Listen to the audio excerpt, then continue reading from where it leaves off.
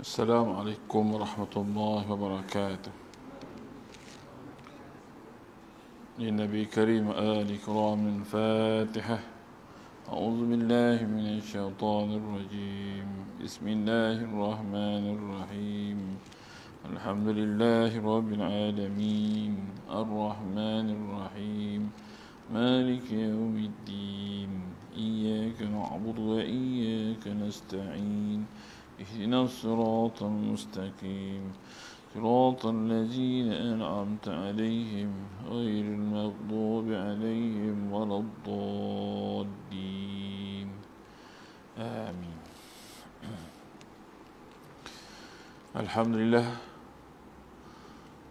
Alhamdulillah Rabbil Alamin. Wassalatu wassalamu ala ashrafil anbiya wal mursalin wa ala alihi wa ashabihi ajma'in. Rabbi sudri wa yassir li amri wa hlul 'uqdatam min lisani yafqahu qawli. Alhamdulillah, pertamanya dan selama-lamanya marilah kita merafakkan kesyukuran kita kepada Allah Subhanahu wa taala dengan limpah dan kurnia dapat kita bersama-sama hadir pada malam ini untuk kita mendengar beberapa ayat Allah dan hadis Rasulullah sallallahu alaihi wasallam. Mudah-mudahan kita dapat amalkan apa yang kita belajar dan kita sampaikan. Mudah-mudahan pada anak-anak kita, cucu-cucu kita untuk kebahagiaan dunia dan juga akhirat mereka, insya-Allah. Hari ini kita akan sambung dalam bab fadilat memberi makan dan berbuat baik atau berbudi baik. Abu Lais As-Samarkandi dengan sanadnya daripada Al-Mahshi daripada Atiyah bin Auf berkata, Jabir bin Abdullah radhiyallahu anhu berkata kepada aku, wahai Atiyah, jagalah, ingatlah wasiatku ini. Saya rasa kamu tidak akan berkawan lagi denganku setelah pemergianku ini.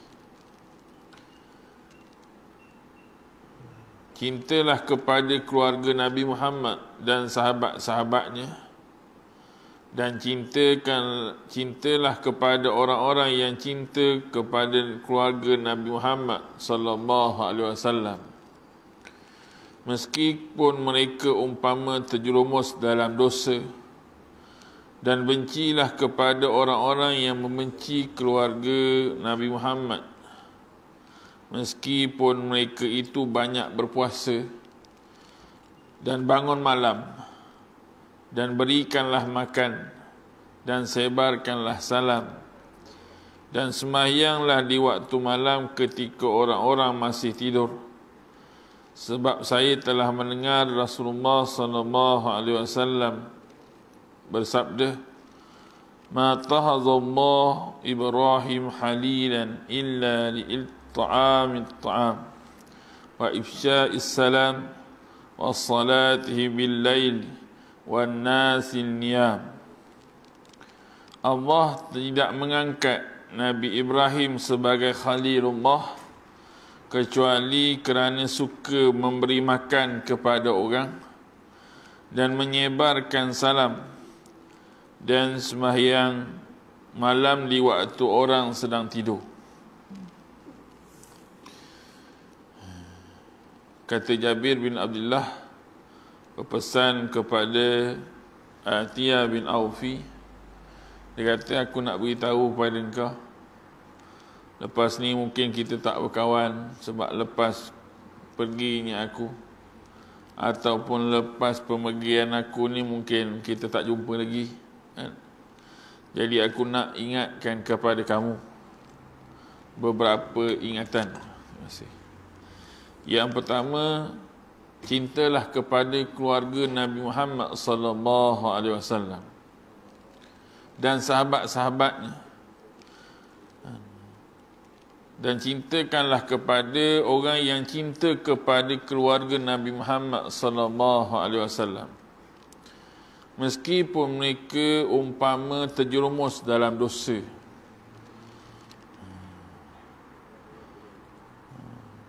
Pertama aku nak ingatkan, cintalah kepada keluarga Rasulullah sallallahu alaihi wasallam. Kita kenal salah silah ataupun keluarga Nabi sallallahu alaihi wasallam, atau habaib yang dekat dengan Nabi, ada galur dia dengan Rasulullah sallallahu alaihi wasallam, dan juga dengan sahabat-sahabat baginda Nabi Muhammad sallallahu alaihi wasallam, walaupun mereka ni ada sikit dosa, macam juga manusia biasa ada, sebab mereka pun manusia biasa, tapi mereka daripada keluarga Nabi sallallahu alaihi wasallam. Yang kedua, aku nak ingatkan kepada kamu, bencilah kepada orang-orang yang membenci keluarga Nabi Muhammad sallallahu alaihi wasallam.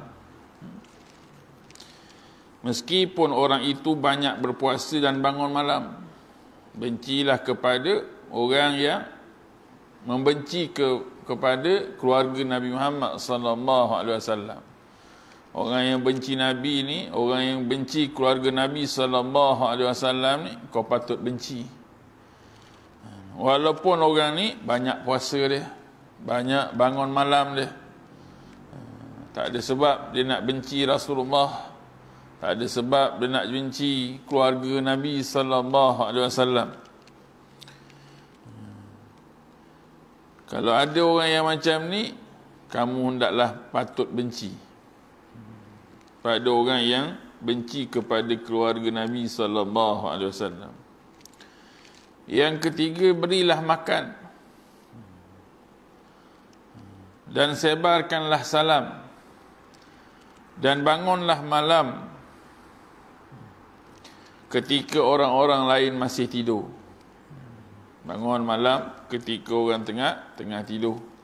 Sebab saya telah mendengar Rasulullah sallallahu alaihi wasallam bersabda, Allah tidak mengangkat Nabi Ibrahim itu kepada tahap Khalilullah kecuali kerana dia suka memberi makan.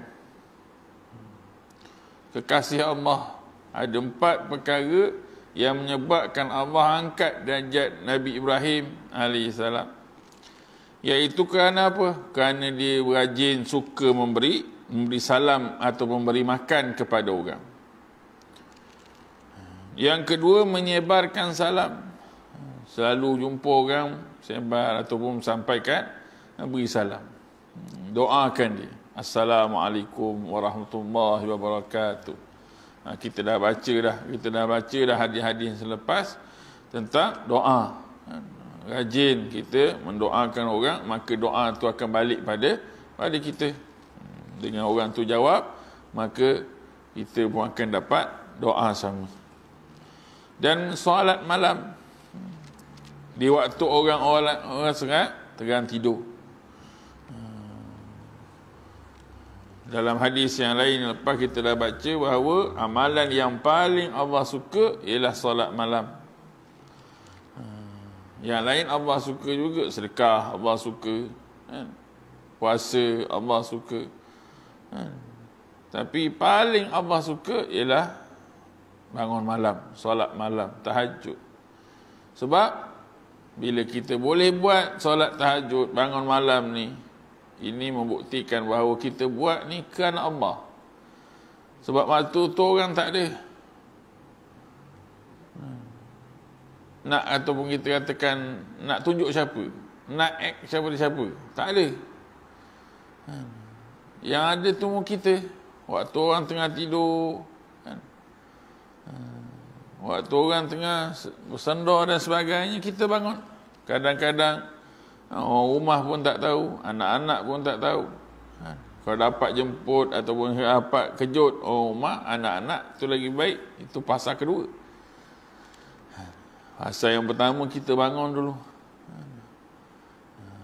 Bangun, bersihkan diri dan sebagainya, solat. Paling kurang solat tahajud dan juga solat witir. Dapat solat taubat, dapat solat hajat, dapat solat tasbih, itu bonus bagi kita. Ni. Sebab tak ada orang ketika tu yang kata nak riak. Tak ada benda yang kita nak riak pagi-pagi tu.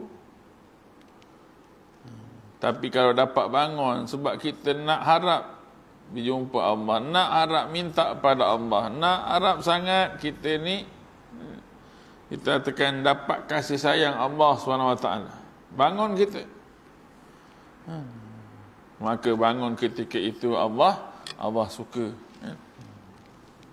Ini perkara-perkara yang disebutkan boleh ataupun yang disebutkan dengan kasih Allah yang dibuat oleh Nabi Ibrahim alaihissalam.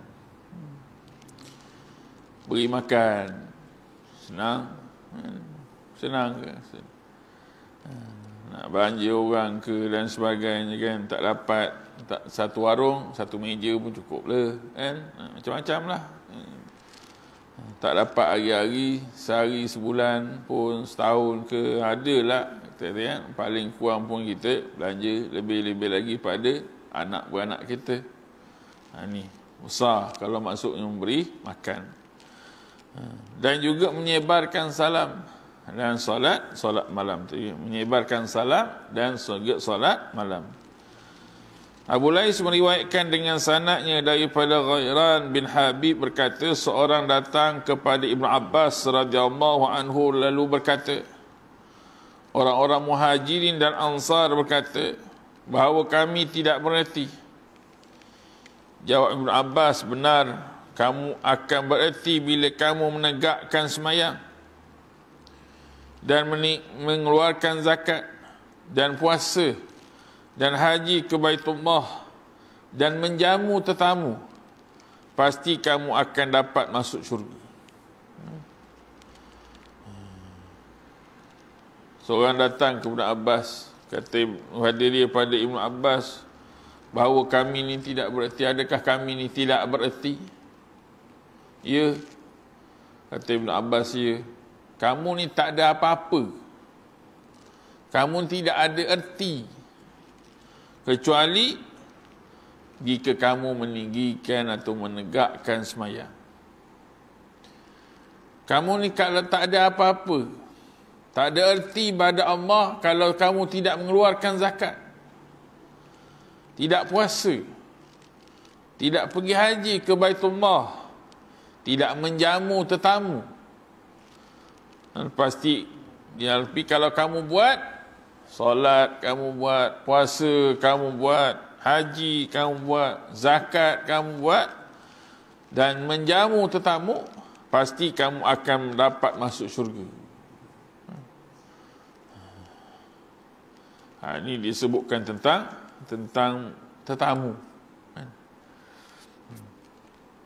Ibnu Abbas radhiyallahu ataupun Abu Lais meriwayatkan dengan sanadnya daripada Abu Shuraih Al-Auza'i radhiyallahu anhu berkata, saya telah mendengar Rasulullah sallallahu alaihi wasallam bersabda,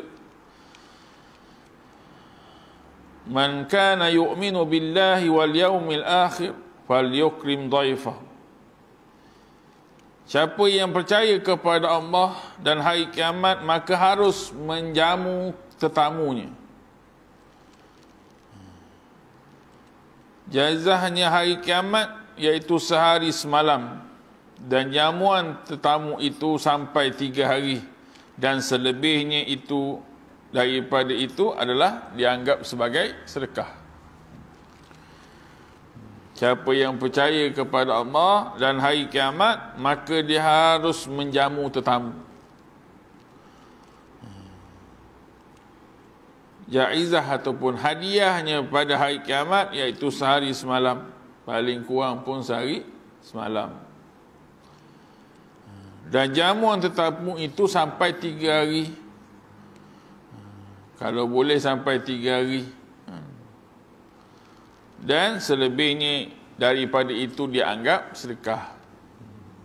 Nabi kata, sebaik-baiknya siapa yang beriman pada Allah dan hari kiamat, hendaklah dia harus menjamu tetamu dia. Paling kurang sehari semalam. Paling lebih 3 hari. Dan yang lebih daripada 3 hari itu dianggap sedekah. Sebab tu atuk-atuk kita kan datang je rumah dah siap dah. Kenapa tak beritahu dulu? Tunggu jap. Masak nasi dulu terus. Kan tiba-tiba bau ikan kering kan.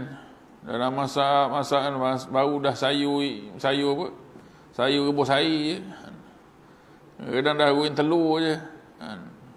Sebelum kau balik kau makan dulu. Makan dulu. Berkat menjamun, kita katakan memberi jamuan kepada tamu.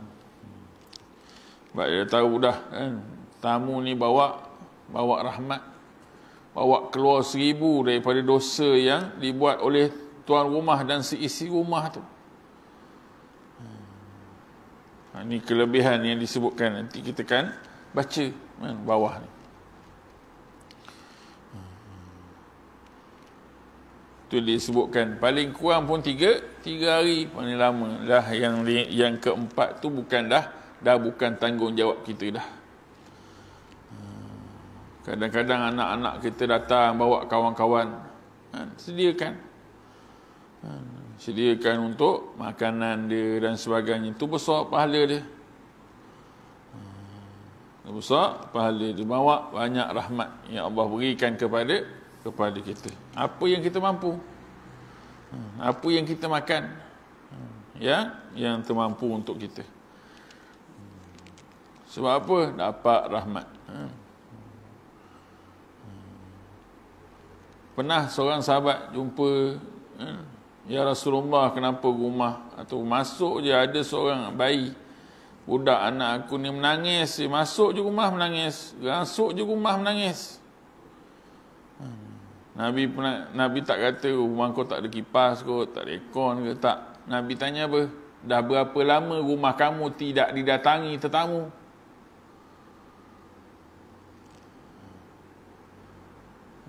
Oh, tanya dah berapa lama dah rumah kau tak ada tetamu.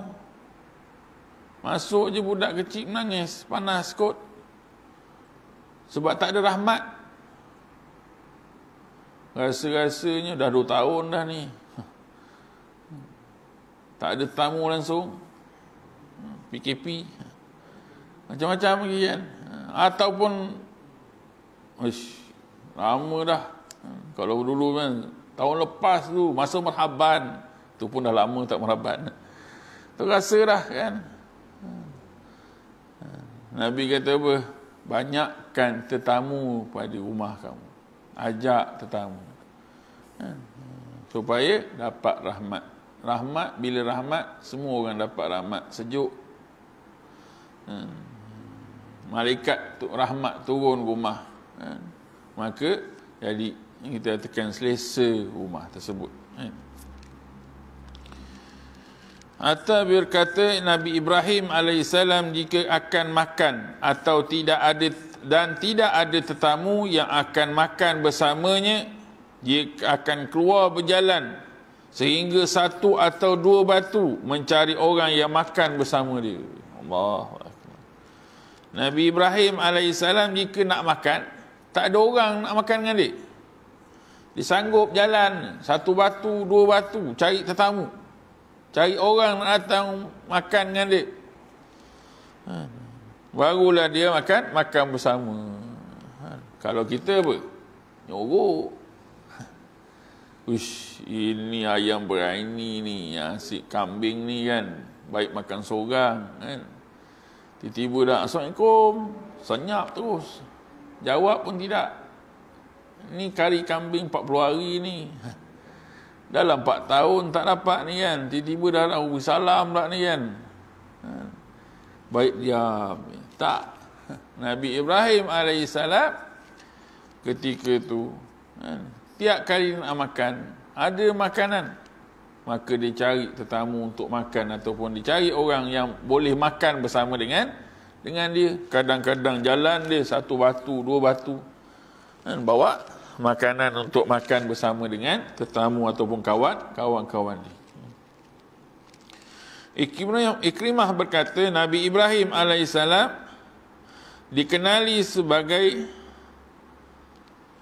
Abu Dhaifan, ataupun ayah kepada tetamu-tetamu, dan rumahnya menjadi 4 pintu. yang terhadap 4 pintu jalan, sehingga mengetahui daripada mana arah orang. Nabi Ibrahim AS punya rumah, dia ada 4 pintu. Kat sini ujung jalan pun ada pintu, kat sini ada pintu. Dengar je ada orang, dia pun panggil untuk jadi tetamu dia. Ali bin Abi Talib radhiyallahu anhu berkata, bila saya dapat mengumpul beberapa orang daripada kawan-kawanku untuk makan satu syah atau 2 syah ataupun 1, 2, 3 gantang, maka itu bagiku lebih senang daripada keluar ke pasar untuk memerdekakan budak. Untuk memerdekakan budak. Kata Ali bin Abi Talib, bila aku dapat kumpulkan orang-orang, kemudian dapat makan 1 atau 2, 3 gantang, nasi ke, tepung ke dan sebagainya, itu lebih senang daripada aku keluar ambil duit memerdekakan budak.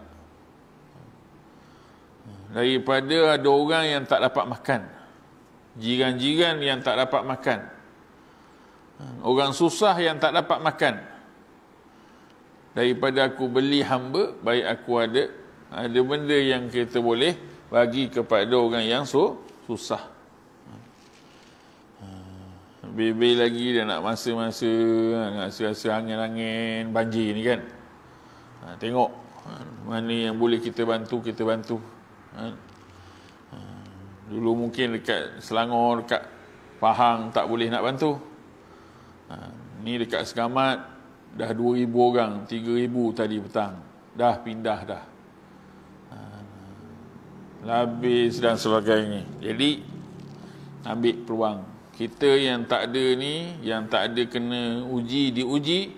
Ujian kita adalah menyediakan apa yang patut untuk keluarga ataupun keluarga yang kesusahan.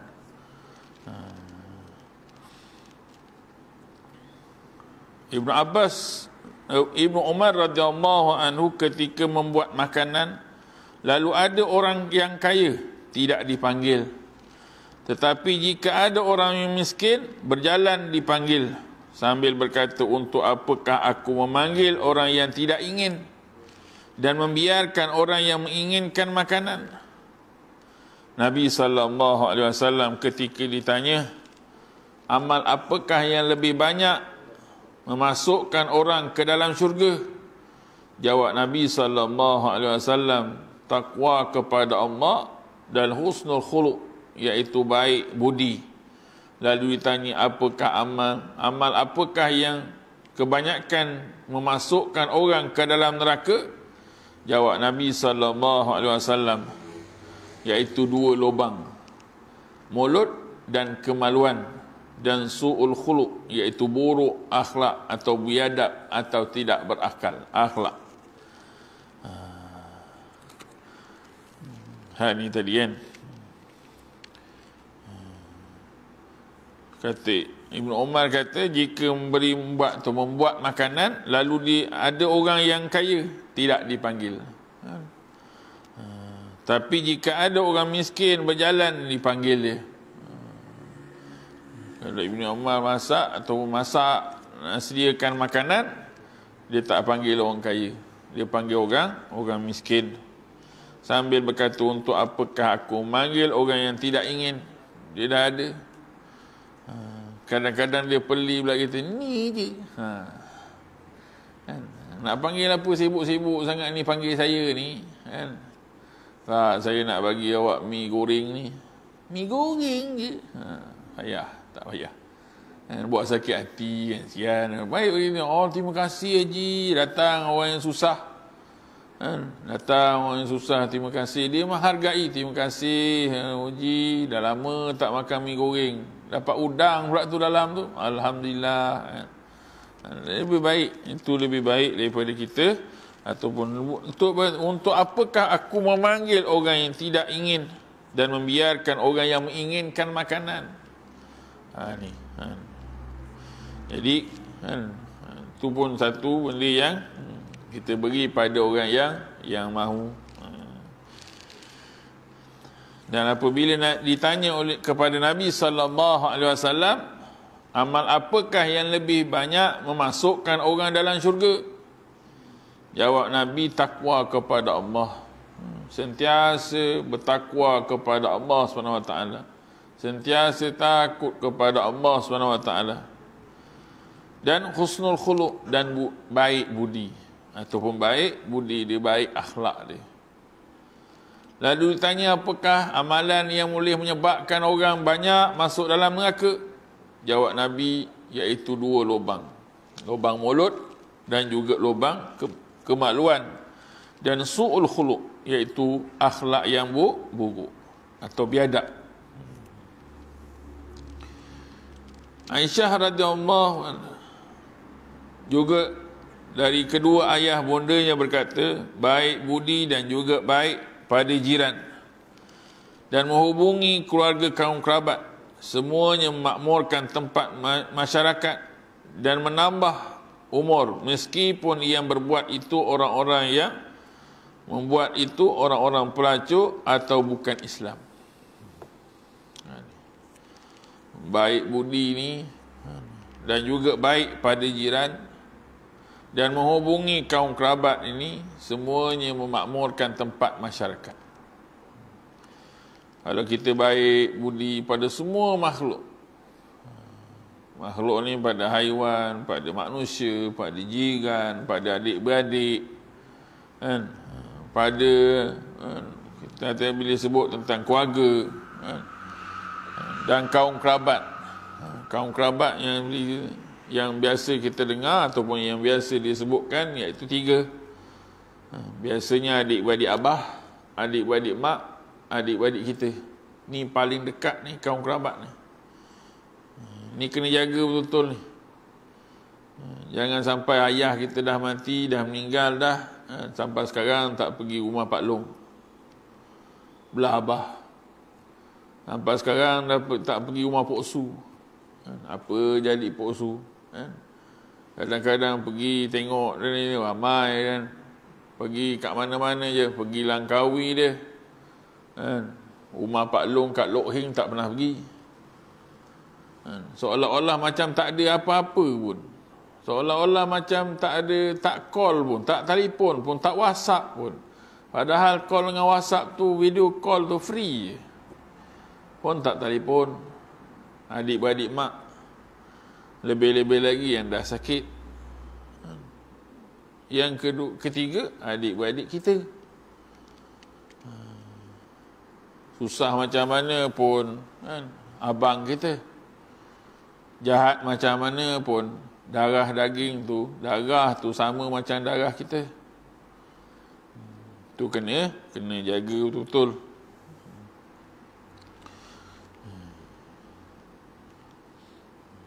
Atta bin Abi Rabi'ah daripada Ibnu Umar radhiyallahu anhu berkata, ketika kami 10 orang sahabat, Abu Bakar, Umar, Osman, Ali, Abdurrahman bin Auf, Ibnu Mas'ud, Mu'az, Huzaifah, Abu Sa'id dan Ibnu Umar radhiyallahu anhu di masjid, tiba-tiba ada seorang pemuda daripada Ansar memberi salam kepada Nabi sallallahu alaihi wasallam, lalu duduk. Kami tengah 10 orang duduk dengan Nabi, tiba-tiba ada orang beri salam. Dia beri salam, Nabi dah jawab salam, dia duduk dan bertanya, siapakah orang mukmin yang lebih afdal? Jawab Nabi sallallahu alaihi wasallam, afdal ni sebaik-baik. Siapakah orang mukmin yang paling baik? Jawab Nabi sallallahu alaihi wasallam, khuluqa, atau iaitu orang yang terbaik akhlak budi pekerti dia. Lalu ditanyakan lagi, siapakah yang lebih sempurna pemikirannya atau lebih tepat perhitungannya? Jawab Nabi SAW, yang lebih banyak ingat akan mati dan lebih banyak persiapan untuk mati sebelum tibanya. Mereka itulah yang sempurna pemikirannya. Yang paling baik tadi mukmin, yang paling baik orang yang paling baik akhlak dia. percakapan dia, pemikiran dia dengan orang, dengan yang dia kenal, dengan yang dia tak kenal, semua dia baik. Dengan manusia, dengan saudara yang bukan saudara Islam, yang bukan Islam, tu semua baik. Yang kedua, yang lebih baik atau pemikiran dia, iaitu orang yang paling banyak mengingati mati. Sebab apa dia rasa baik? Sebab dia ingat bahawa apa yang dia buat ni akan dihitung. Dan lepas ni dia akan mati, akan ada perhitungan daripada Allah SWT. Dan dia perlukan banyak persediaan. Dia perlu banyakkan persediaan untuk mati, untuk bertemu dengan Allah, untuk akhirat. Sebelum tiba mati. Memanglah.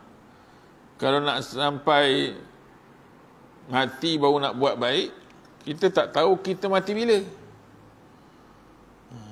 Sebelum tiba mati, hendaklah kita buat baik.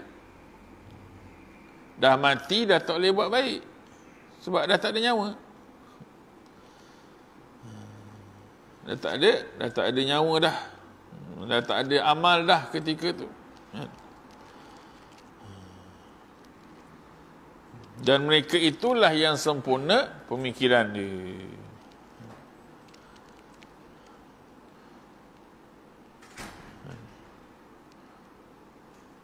Kemudian pemudi itu diam. Lalu Nabi SAW menghadap kepada kami dan bersabda, "Wahai para muhajirin dan ansar, 5 macam jika kamu telah diuji dengan itu, dan saya berlindung kepada Allah moga kamu tidak mendapatinya. Tidak terjadi pelacuran pada suatu kaum sehingga terang-terangan, melainkan akan menjalar di tengah-tengah mereka wabak taun dan penyakit-penyakit yang belum pernah ada dahulu sebelumnya." Habis je soalan. Nabi paling pada sahabat-sahabat.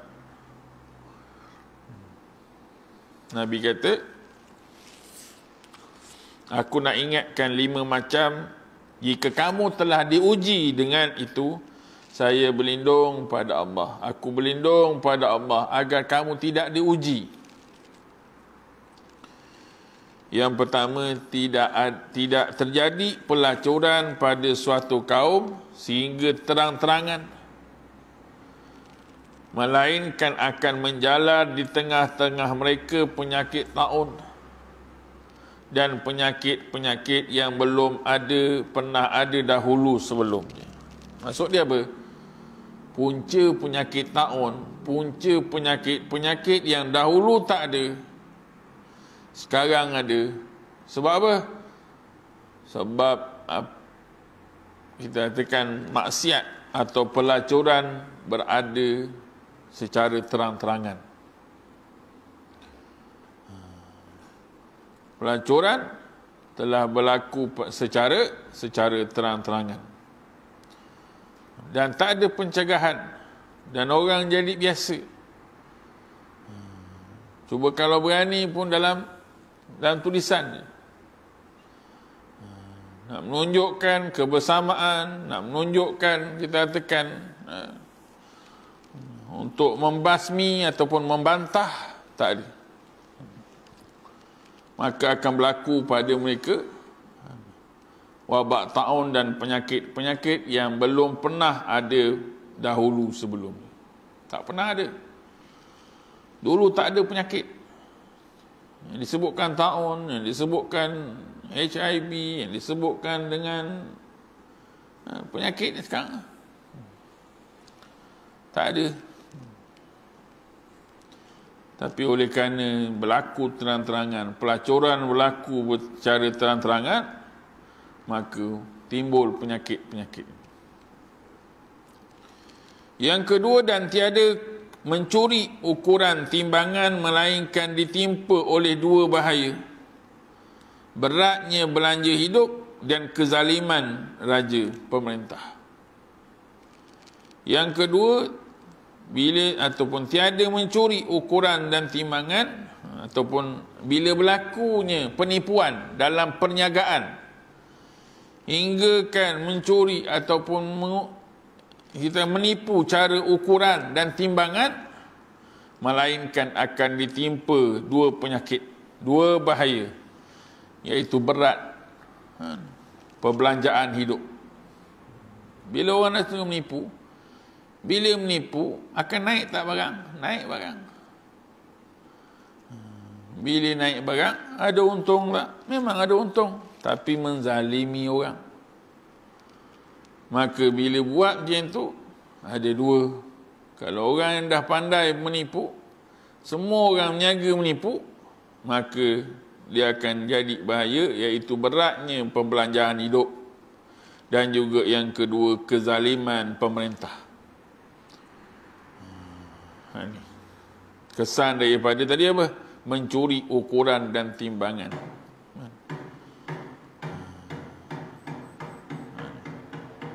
Okay. Kita sambung sikit nanti.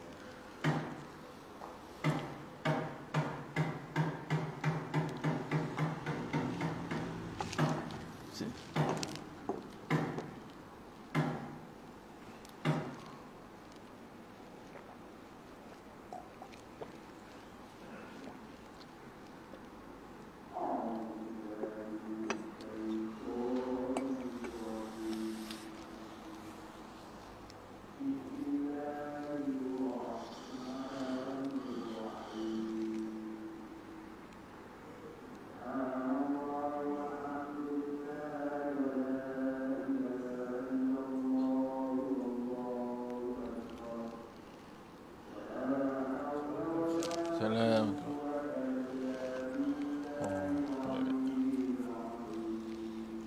Hari ini 3.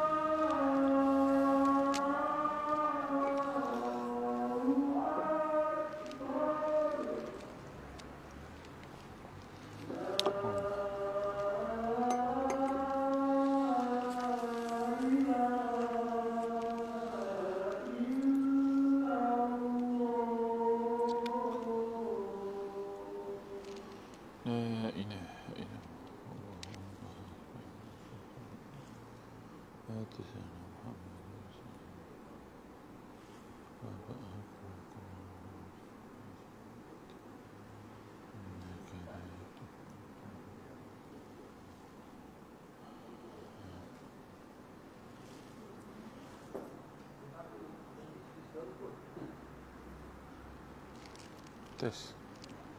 Tes. Oh.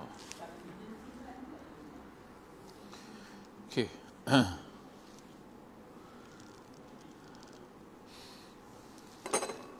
Ini disebutkan Nabi SAW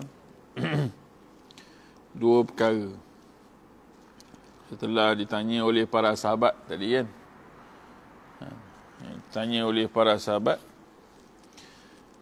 iaitu tentang sebaik-baik manusia, iaitu husnul khuluq, iaitu akhlak yang baik. Dan Nabi sebutkan kepada kita,